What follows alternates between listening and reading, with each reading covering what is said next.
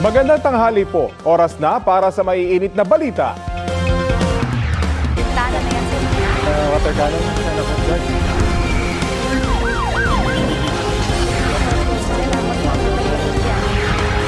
Pusog na sa balita. Dito sa Balitangan. Patay sa saksak ang isang motorcycle taxi rider na kanya mismong pasahero.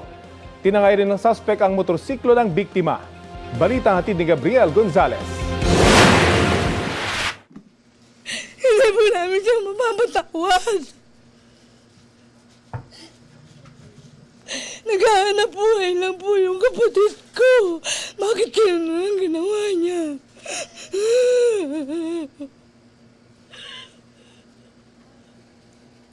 Wala siyang kalaban-laban. Naghihinagpis ang pamilya ng 46 anyos na motor taxi rider na nasawi sa Caloocan nitong Martes ng madaling araw. Ang biktima, pinagsasaksak ng kanyang pasahero gamit ang ice pick. Dakong 1:30 na madaling araw nitong Martes, ibinaba ng motor taxi rider ang kanyang pasahero sa Talangka Ali sa Kaunlaran Village, Barangay 20, Caloocan. Pinagsasaksak ng pasahero ang rider sa kanyang tagiliran. Nakawala at nakatakbo palayo ang biktima. May dalawang nagiinuman na nakasaksi sa pangyayari. Sinubukan nilang tulungan ang rider pero pinagbantaan umano sila ng lalaking nanaksak. So sabi ko, pre, tignan mo yun kung ano yung nangyari. Kasi po naalarma po kami, umaray may dumaan lang pong motor Pagkaano niya ng motor, pagkabagsak niya, yung biktima, tumakbo na. Ako na natira doon na para harangan siya o sakali para nahabulin namin. Kaso yung rider, sabi sa akin na babariling kita. Sabi ko, sige, putok mo. Tapos biglang, sumakay manobra na sa motor. Mabilis na pagpatakbo. Tinangay ng sospek ang motorsiklo ng biktima. Naisugod pa siya sa ospital pero namatay kalaunan. Ilang oras mula na mangyari ang krimen sa Caloocan, muling umatake ang sospek sa Malabon. Ayon sa pulis, hinablot ng sospek ang cellphone ng isang lalaki sa Barangay Longos habang naglalakad. Ang cellphone, nagkakahalaga umano ng 7,000 pesos. Sinubukang tumakas ng sospek na abutan siya ng ilang residente at binugbog. Nandoon naman yung sa malapit yung kapulisan natin, kaya narespondihan yung pangyayari. Naabutan nila, kaya nahuli rin ng sospek. Ang 43 anyos sa sospek, modus umano ang pagnanakaw ng mga motorsiklo ng mga nasasakyang motor taxi. Usually sa mga madaling araw, gabi siya lumalakad. Kung sino yung makita niya sa daan, hino-hold up niya. Saka kukunin yung motor. Ayon sa pulisya, sangkot din ang sospek sa isa pang insidente ng motor napping noong July 11, kung saan tinangay niya rin ang motorsiklo ng isa pang rider pagdating sa Malabon. Paliwanag niya, hindi niya intensyong patayin ang nabook na rider sa Caloocan. Nabigla lang po ako. Pasensya po sir, hindi naman po sinasadya. Patawad po. Meron siyang isang anak. 3 taon yung anak niya. Kailangan lang po namin ng hustisya. Na-recover ng pulisya ang ginamit na ice pick at ang motorsiklo ng biktima. Nakakulong ang sospek sa Malabon City Police Station at maharap sa mga reklamong paglabag sa New Anti-Kidnapping Act of 2016, robbery at homicide. Gabriel Gonzalez, nagbabalita para sa GMA News. Ilang beses nakapagtala ng lava effusion at strombolian activity ang Bulkang Mayon kagabi. Nakuha na niya ng PBOX mula pasado alas 8 hanggang pasado alas 10 kagabi. Sa time-lapse video na ito ng PBOX, dumadaos-dos ang lava, pati mga bato at uson o pyroclastic density currents sa bulkan. Sa nakalipas na 24 oras, nakapagtala rin ang bulkan ng mahigit 100 volcanic earthquakes at nagbuga ng mahigit 9,000 toneladang asupre o sulfur dioxide. Nananatili sa alert level 3 ang Bulkang Mayon. Bawal pumasok ang sinuman sa itinakdang 6-kilometer permanent danger zone. Mga kapuso, wala nang sama ng panahon sa bansa. Ayon sa Pag-asa, humina at nag-dissipate na rin kalaunan ang bagyong Josie. Ang isa pang low pressure area na nasa West Philippine Sea kahapon, tumama na sa kalupaan ng China. Huling namataan ng nasabing LPA 1,165 kilometers west-northwest ng extreme northern Luzon. Maayos na panahon ang maasahan sa buong bansa ngayong Miyerkules, pero ayon sa Pag-asa, Posible pa rin ang mga local thunderstorm. Tandaan mga kapuso, minsan malalakas o matitindi ang pwedeng mamuong thunderstorm sa isang lugar. Kaya maaari itong magdulot ng baha o landslide. Posible rin samahan ng thunderstorm ng buhawi, ipo-ipo o kay pag-ulan ng hail o yelo. Nakataas na ang thunderstorm watch dito sa Metro Manila, Bulacan, Rizal, Laguna at Cavite.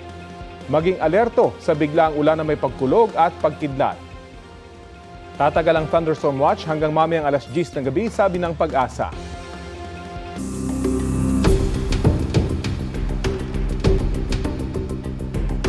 Ngayong Day 6 ng impeachment trial ni Vice President Sara Duterte, nakatakdang pag-usapan ng tax records ng bise at kanyang asawang si Attorney Manasseh Carpio. Tatalakayin ng impeachment court kung maglalabas sila ng subpoena kung ipapasok ito bilang ebidensya para sa Article 2 ng impeachment na may kinalaman sa hindi raw may paliwanag na yaman ng bise. Hindi niya pagdeklara nito sa kanyang Statement of Assets, Liabilities and Net Worth o SALN, pati hindi pag-divest ng interes sa kanyang mga negosyo ng maupong opisyal ng bansa. Tatalakayin din kung ipapasabpina ang bank accounts ng mag-asawa. May tigla 15 minuto ang prosekusyon at depensa para sa kani-kanilang panig. Noong Day 1 ng impeachment trial, iniutos ni Presiding Officer Chis Escudero na ibalik ang kahon sa Bureau of Internal Revenue dahil wala raw utos na i-turn over ito sa Senado. Hindi napapaharapin ng prosecution team ang dalawa nilang witness sa impeachment trial ni Vice President Sara Duterte. Sila ay sina OVP Chief of Staff Attorney Zuleika Lopez at Captain Belinda Bello mula sa Office of the House Sergeant at Arms. Paharapin sana sina Lopez at Bello sa impeachment court.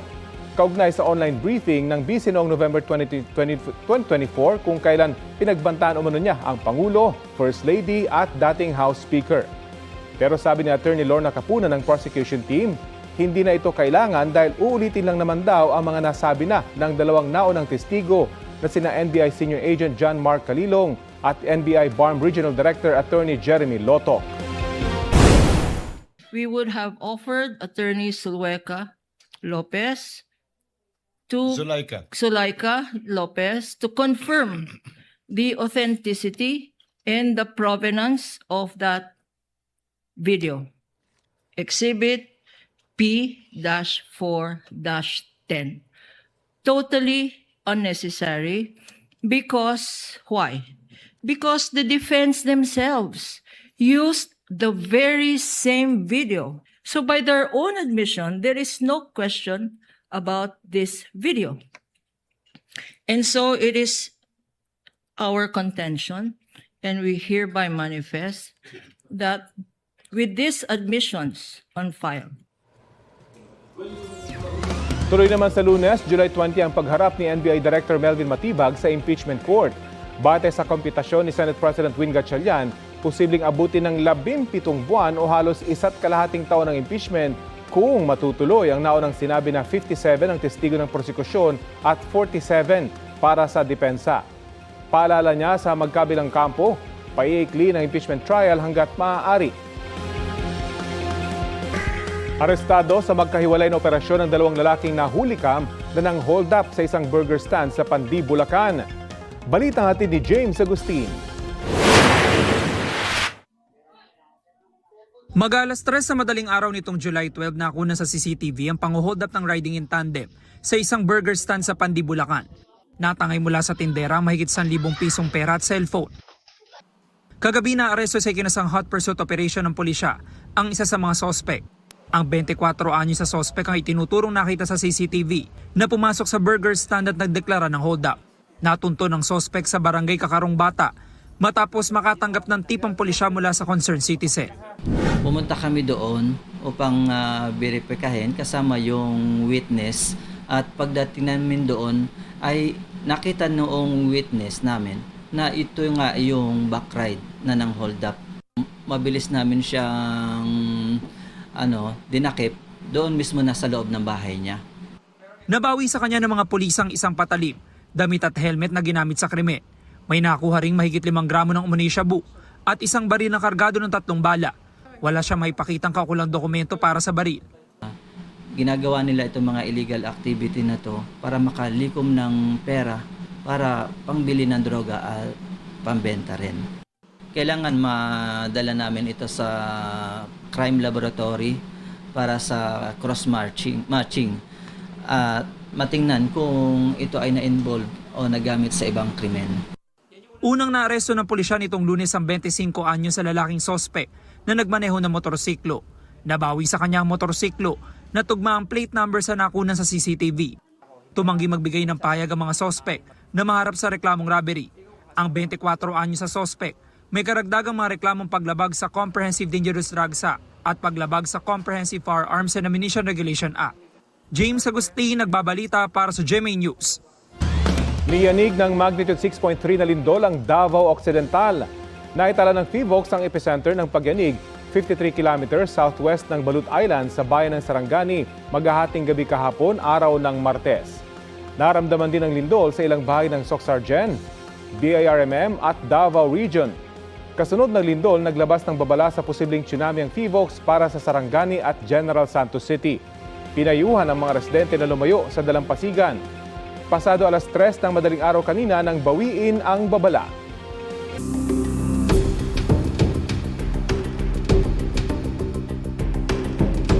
Sa pagharap niya uli kahapon sa Senate Impeachment Court, sinabi ni Attorney Jeremy Lotok ng NBI na naniniwala siyang may kinausap si Vice President Sara Duterte para patayin sina Pangulong Bongbong Marcos, ang First Lady at dating House Speaker.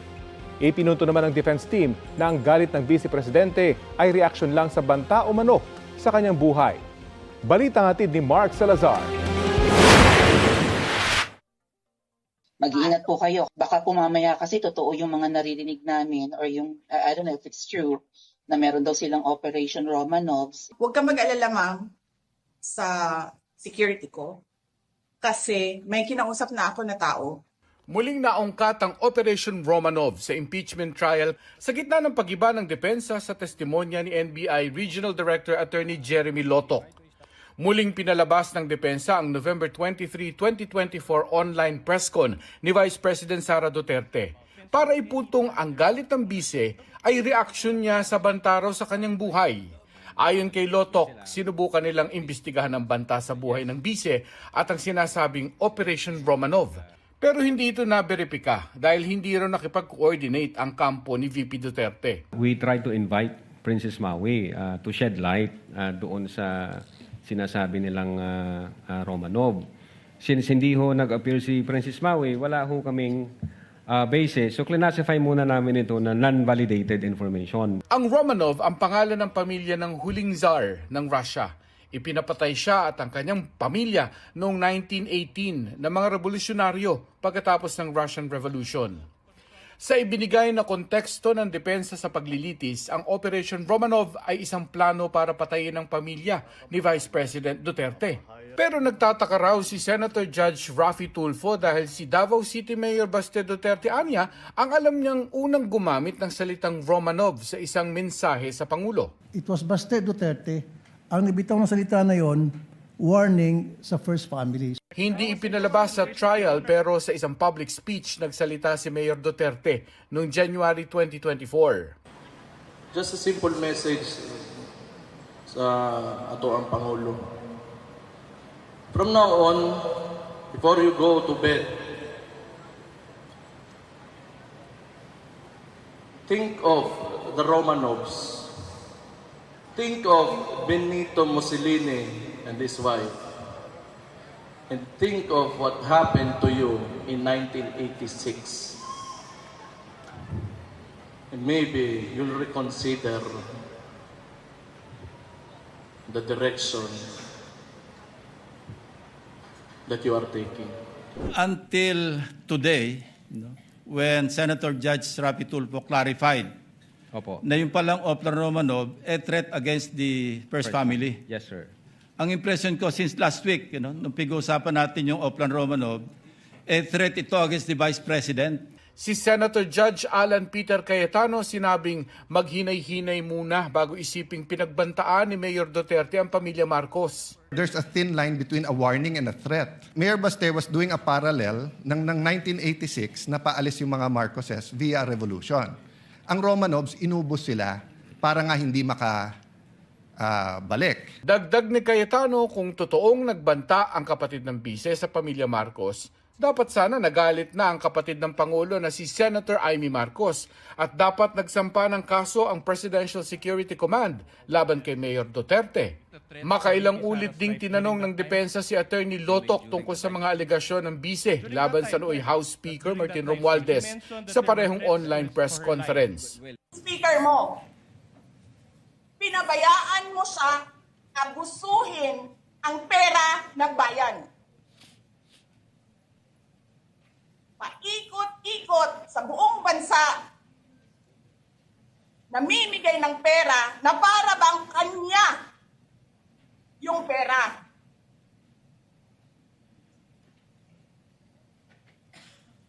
Eh di ba nga, lagi niyo sinasabi separation of powers? Anong trabaho ng legislative branch? Gumawa ng batas. Anong ginagawa ni Martin Romualdez? Nagdidirect ng DSWD, namimigay ng ayuda. Do you know for sure if this statement by the Vice President or any part thereof happened in real life? Based on our investigation, yes. You're admitting that Martin Romualdez goes around the country to distribute money? I have to object now, Your Honor. Compound question. Your Honor, my question is the statements or any part thereof. Objection is sustained. The witness is incompetent to testify as to the truth of the matter stated by the Vice President. Itinanggi na noon ni Romualdez sa mga paratang, punto ng depensa, sa pagpapalabas ng video kung walang personal knowledge si Attorney Lotoc tungkol sa ibang mga sinabi ng bise sa online press conference. Wala rin ba siyang personal knowledge na kumontrata nga ng assassin si Duterte para patayin ang Pangulo? If you have personal knowledge based on this, that the Vice President really contracted an assassin. Ask an answer. Or, a person. We do believe that the Vice President had contracted, but I don't have personal knowledge. Kung personal knowledge ang gusto niyong malaman. Pero we do believe based on the evidence that we've gathered and based on our investigation. Ang prosekusyon nagkaroon muli ng pagkakataong makapagtanong para lalong makapagpaliwanag ang testigo nilang si Lotoc sa tinatawag na redirect. Isang tinalakay ang tanong ng depensa tungkol sa mga pagkakamali sa ilang dokumento ng NBI gaya ng mga petsa. Sa muling pagtatanong ng prosekusyon, iginiit ni Lotoc na walang epekto ang mga sinasabing pagkakamali sa nakita sa video ng umano'y pagbabanta ng bise. They don't have any effect at all. Those typographical errors does not alter the fact that the video exists. It does not alter the fact that the Vice President uttered those statements. And it does not alter the fact that the findings of the NBI is that the Vice President committed the crime of grave threats and inciting to sedition. Okay, Your now. Honor. Ipinunto rin na hindi umano binawi ng bise ang kanyang banta gaya ng makikita sa isa pang video na nakunan 3 araw matapos ang online press conference noong 2024. Pinalabas ang bahagi ng video sa impeachment court. I was asked during a press briefing by a media person if I know of these plans, if you can say the word, if that is the correct word to use here, plans. So I answered. I was asked Romanov, and then I answered. I was told by 2 people, this is the first time I've heard of Romanov, so that is the 3rd already. And I said, don't worry about my security. If they kill me, if I die, kapag pinatay ako, or kapag namatay ako, in the context of don't worry about my security. So this means pinatay ka. Diba? Kasi hindi ka naman mamamatay by heart attack in relation to your security. Diba? So, pag namatay ako, I already asked a person to take revenge against 3 individuals.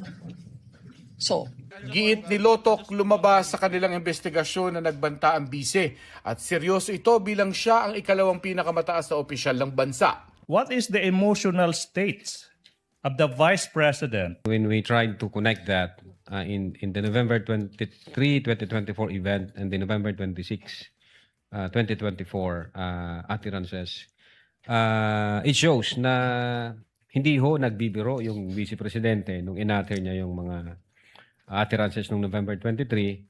At the same time, yung pagiging furious niya, at yun nga, yung sabi ko, yung fumingly mad noong November 2023, dala pa niya hanggang doon sa November 26 kasi nireiterate po niya, Your Honor, at inadmit po niya na meron siyang kinausap na tao to take revenge. Did you consider that statement, that fact, that it was only in response to Princess Mau's statement?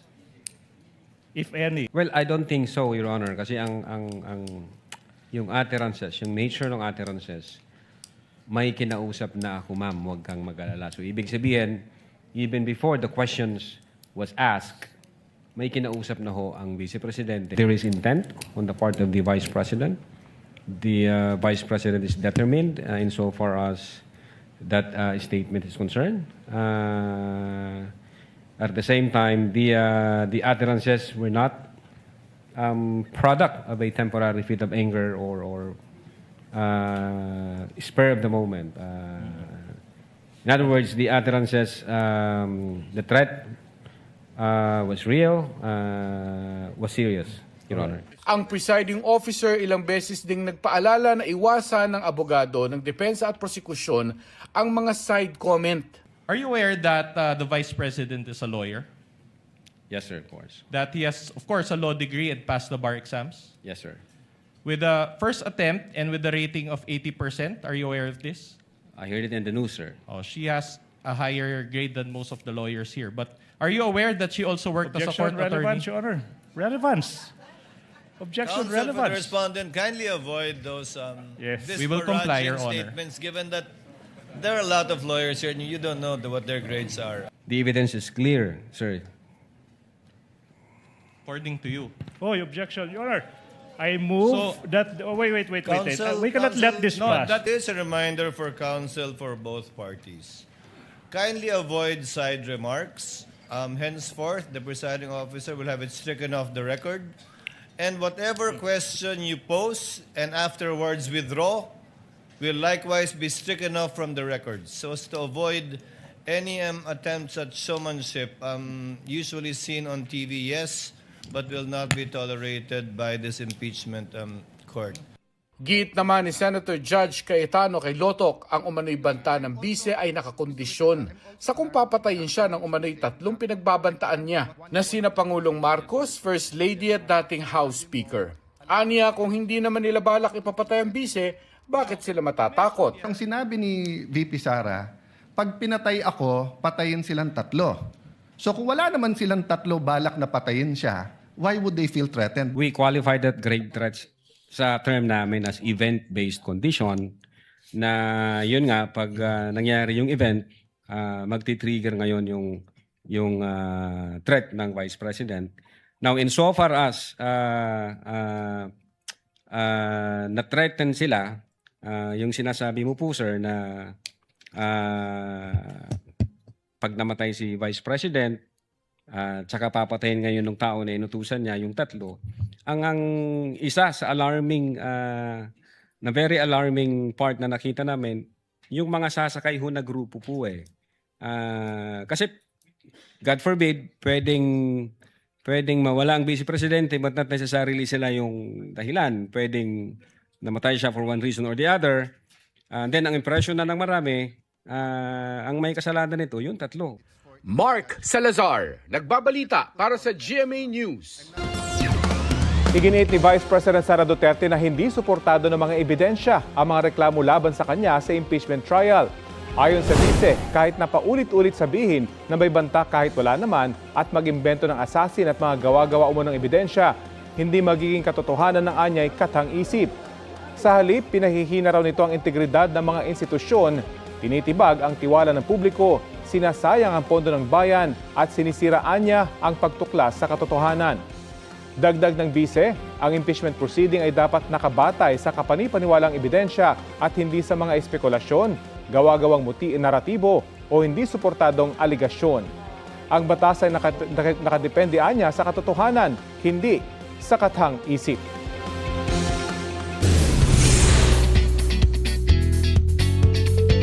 Wednesday latest, After 6 years ng successful Kapuso adaptation ng Descendants of the Sun, reunited sina Dingdong Dantes at Jeneline Mercado sa The Master Cutter.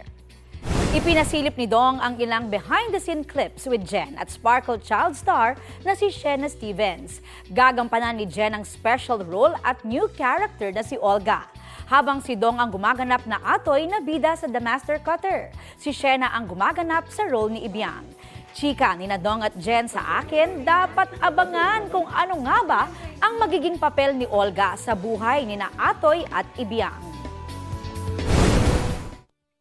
Espesyal siya at napaka-importante ng character na yun. Kasi yun ang basta, abangan nila. Super duper special role. Napakahalaga ng role ni Jeneline Mercado dito sa The Master Cutter.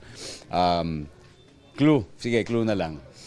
May kinalaman siya sa buhay ni Ibiang.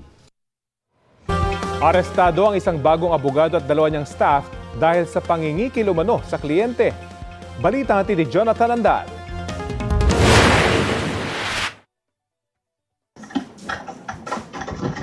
Hindi kami. Nagagalaw. Yung sa attorney ano? Pangalan mo? Anong pangalan mo? Inaresto ko kayo sa salang travel extortion. Sa kanya mismong opisina, inentrap ng NBI ang babaeng abogadong ito at dalawa niyang staff. Ang atraso, pangingikil umano sa kanilang kliyente na tinakot pa umano nilang ipinapapatay daw ng nakalaban nila noon sa kaso. Kita pa sa mesa ang 300,000 pisong hinihingi umano nito sa kanyang magkapatid na kliyente. We were so scared and hindi po namin alam yung gagawin. Sinabi po namin sa kanila if kung pwede kaming tumawag ng pulis. Ang sabi po daw nila is hindi pa pwede kasi madadamay daw po lahat, papatayin daw po lahat. July 15, kung hindi daw po kami makakapagbigay, papasukin daw po yung bahay namin. Maski daw po yung mga batang anak namin, papatayin at gagamitin para lumabas kami at mapatay. Sabi ng NBI, kapapasa lang sa bar exam ngayong taon ng inaresto nilang abogado. Kinuha siyang abogado para ireklamo for deportation yung Chinese na may atraso dito sa kanyang kliyente. At ang nangyari, natalo yung kaso, hindi na ipa-deport. Kwento ng magkapatid na nagrereklamo, matapos matalo ang kanilang kaso, sinabihan daw sila ng kanilang abogado na may kinontratang sindikato ang Chinese national na kinasuhan nila noon. 600,000 pesos daw ang ibinayad para mapatay sila. Pero hindi raw ito itutuloy kung tatapatan daw nila ang bayad ng kalaban. Dahil kakilala naman daw ng staff ng abogado ang sindikato, pwede raw humingi ng discount. Kahit daw po 600 yung binayad ng kabilang party, 400,000 na lang daw po ang dapat naming ibayad para hindi na daw po matuloy ang pagpapatay sa aming magkapatid. Gusto na naming tumawag sa pulis. Ang sinabi po nila, wag kasi contact yan ng Chinese. So lahat yan contact yan ng Chinese. So na-feel po namin na wala talaga kaming kakampi kundi sila. Kaya po naging ganun yung tiwala namin talaga. Naniwala po kami. Sa 400,000 pesos na hinihingi, 100,000 daw ang naibigay nila sa kanilang abogado na bayad daw para payagan silang makatakas at makalipat ng tinitirhan. Pero pagtataka ng mga biktima, bakit sa abogado nila idadaan ang perang ibabayad nila sa umano'y sindikato? Ang pera po is dumadaan po sa isa sa mga staff ng attorney na kinuha namin, which is yun po yung medyo nakakapagtaka. Ang pinagdadalhan daw po nila ng pera, ang leader ng sindikato na meron silang connection is nakakulong daw po. Sinubukan ng media na kunan ng pahayag ang abogado at dalawa nitong staff, pero tumanggi sila. Pero huwag niyo po kami tutukan ng camera. Ride po namin to. Hindi na po kami umpisa pa lang. Sabi ng NBI, posibleng madisbar ang kapapasalang na abogado.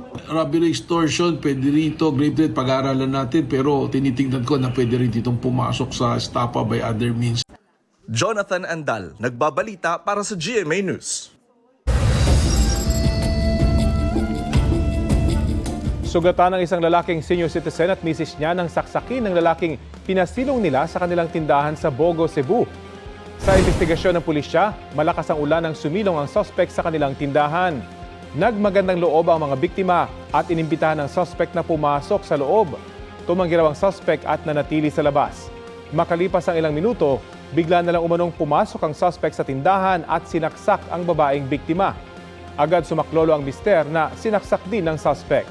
Matapos ang insidente, tumakas ang suspect sakay ng motorsiklo na minaneo umano ng kanyang kasama. Nagpapagaling pa sa ospital ang mag-asawang biktima. Bumaba ulit ang tubig sa 5 pangunahing dam dito sa Luzon.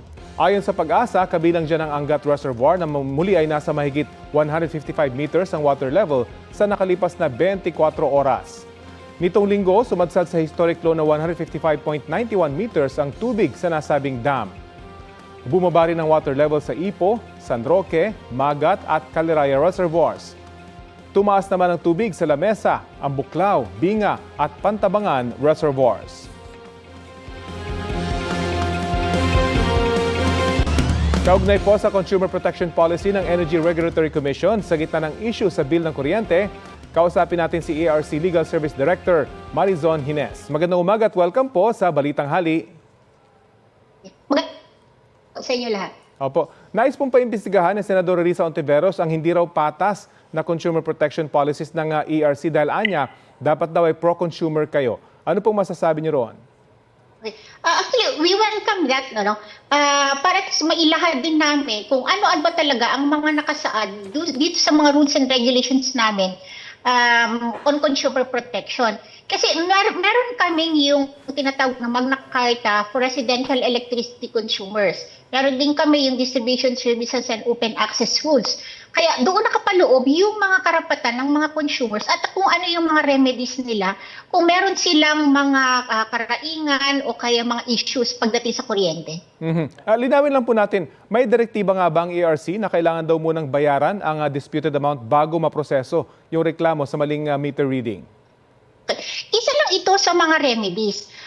Meron naman yung ibang mga patakaran na kung kunwari mag-file ka ng complaint na sa ERC, ay hindi ka na mapuputulan. Kagaya ng pag ang inireklamo mo ay estimated consumptions, differential billings, billing adjustments, o kaya yung other na talagang makikita yung fault or negligence ng mga distribution utilities. Talagang hindi na rin naman namin yon pinapaputulan o nag-i-issue kami agad-agad ng stay of disconnection habang ito ay nire-resolbahan. Pero yun na nga, may mga disputes din talaga na hindi kami makakapagbigay ng stay of disconnection kasi mahirap din kung lalahatin natin yung mga billing, lahat ng klase ng billing disputes at kung na kinonsumo, yun yung mga bayaran mo na habang ito inimbestigan kung meron ba talagang kung justifiable ba talaga na kailangan hindi yun yung bayaran ng ating consumer. So depende po talaga depende po kung anong klaseng disputes, pero sino pa magdedetermine kung pwede kayo mag-intercede o hindi? Kami din nakapaloob mismo doon sa Magna Carta kung ano-ano yung klaseng mga disputes. Klarong-klaro yun doon, Rafi. Kung ano yung klase ng mga disputes na ang warranted ay stay of disconnection o kaya naman kung yung tinatawag naming high billing complaints na ang babayaran lang ay yung average monthly consumption for the last 12 months bago yung bill in question.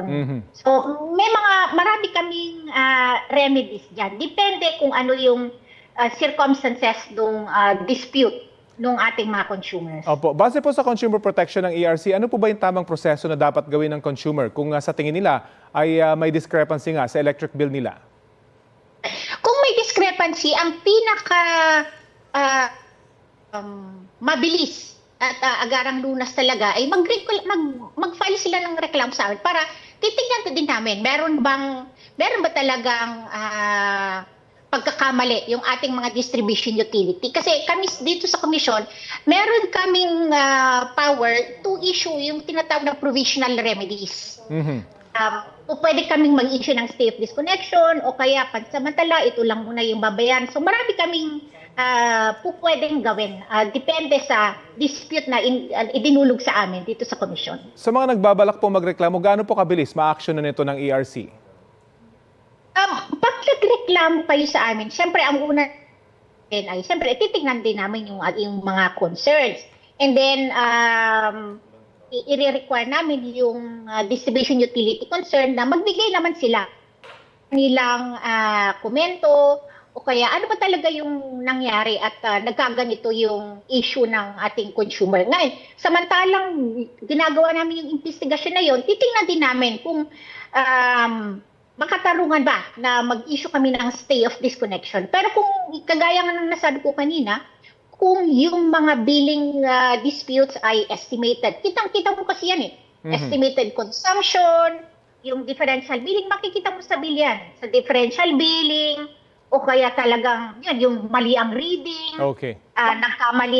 nagkamali ng paglagay ng multiplier, yung mga kitang-kita na may fault or negligence, yung distribution utility natin, nag-i-issue automatic yan sa amin. Paglabas pa lamang ng requirement, may stay of disconnection na kaming nakalagay doon. Huwag munang putulan hanggat hindi na re-resolve itong complaint na ito. Ang mahalaga po, formal sila magreklamo sa inyo.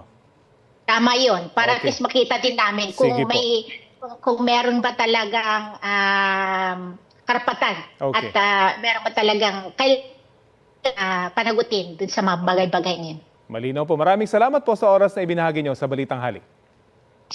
Maraming salamat din. Magandang tanghali po sa inyo lahat. Yan po si ARC Legal Service Director Marizon Hines. Person of interest sa pagpatay sa American marine biologist sa Sibulan Negros Oriental na si Kent Carpenter, ang kanyang Pinay na live-in partner. May ulat on the spot si June Veneracion. June? Rafi, sabi ni Colonel Timar Alam, ang head ng Special Investigation Task Group, Carpenter, isa sa mga pinagtataka nila ay kung bakit binuhay ng mga suspect ang live-in partner ni Kent Carpenter pero pinatay ang marine biologist.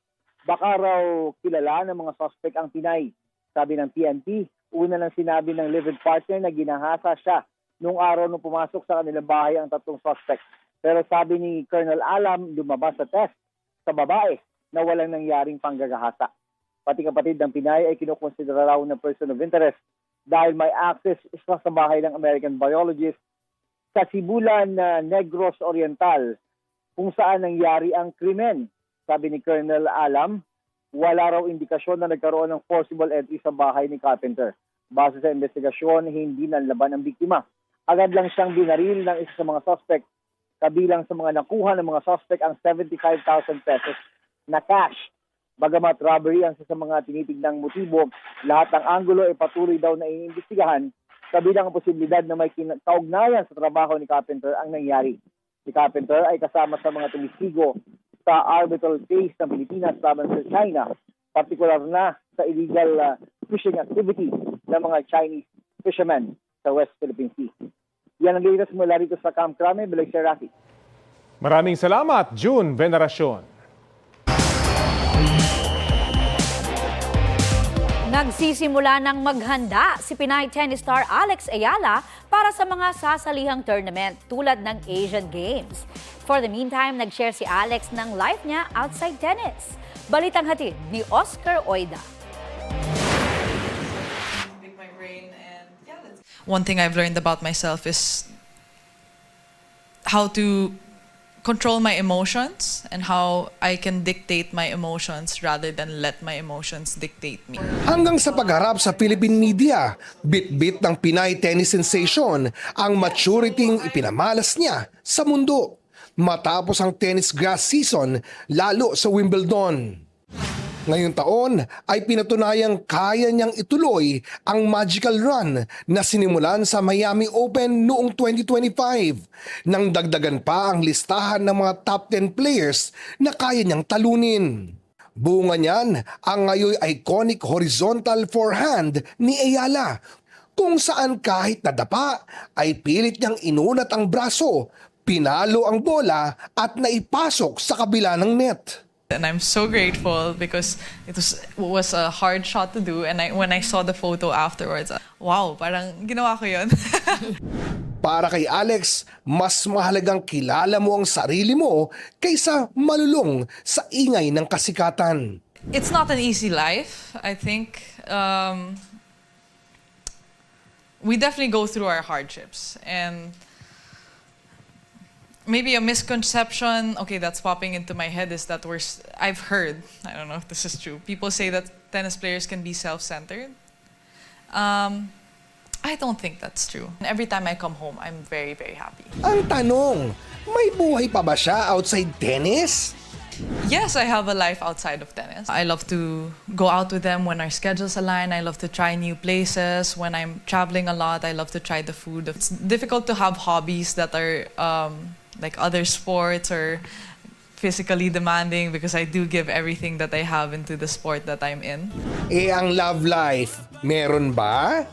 I love my family. I love so much. I love my family. I love my job. I love my friends. I love myself. So there is so much love.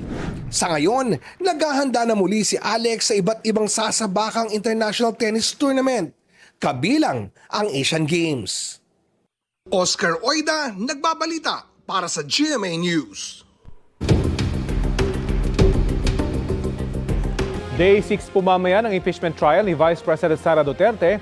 Makibalita tayo sa latest sa Senado sa ulat on the spot ni Sandra Aguinaldo. Sandra?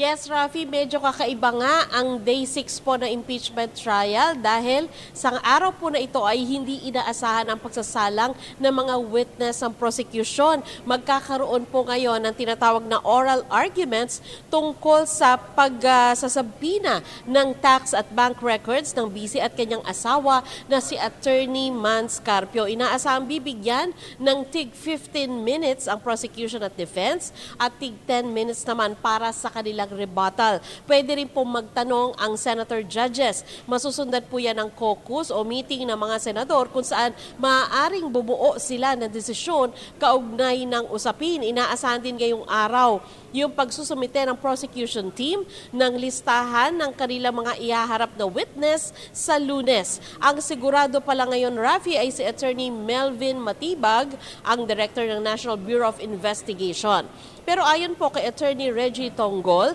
ang spokesman ng impeachment court, sa naunang listahan ng prosecution team na isinumite sa korte, nakalista halimbawa yung ipapang witness na maaari nilang iharap sa korte.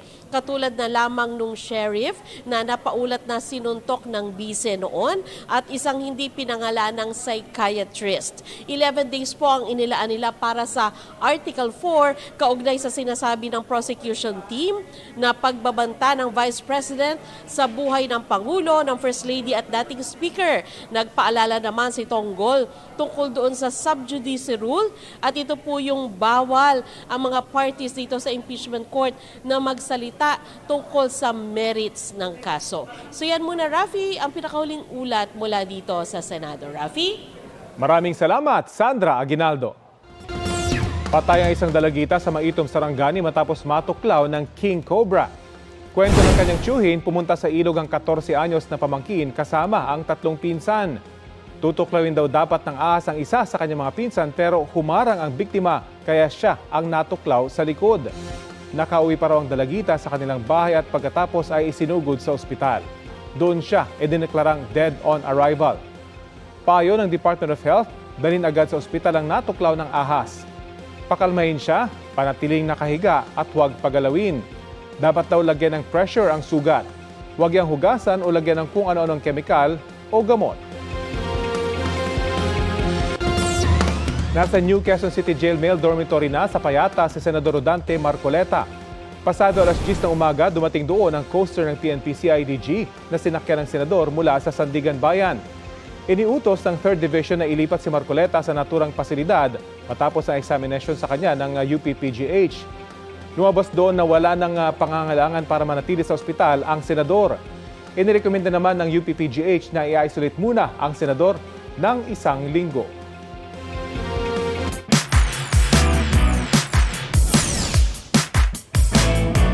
For our main character today, bida ang isang batang babae sa San Jose del Monte, Bulacan. Ramdam kasi ang pagmamahal niya bilang little ate. Meet Ate Zia na sobrang caring sa kanyang baby sister. Habang umiiyak ang little sister, pinapatahan siya ni Ate Zia. Binigyan niya rin ng gatas. Benta sa netizens ang heartwarming na video na may mahigit 400,000 views sa TikTok. Cute. Yan ang mainit na balita ngayong tanghali. Rafi Tima po. Kasama niyo rin po ako, Aubrey Carampel. Ito ang GMA News. Walang kinikilingan, walang pinoprotektahan. Noon at ngayon, serbisyong totoo.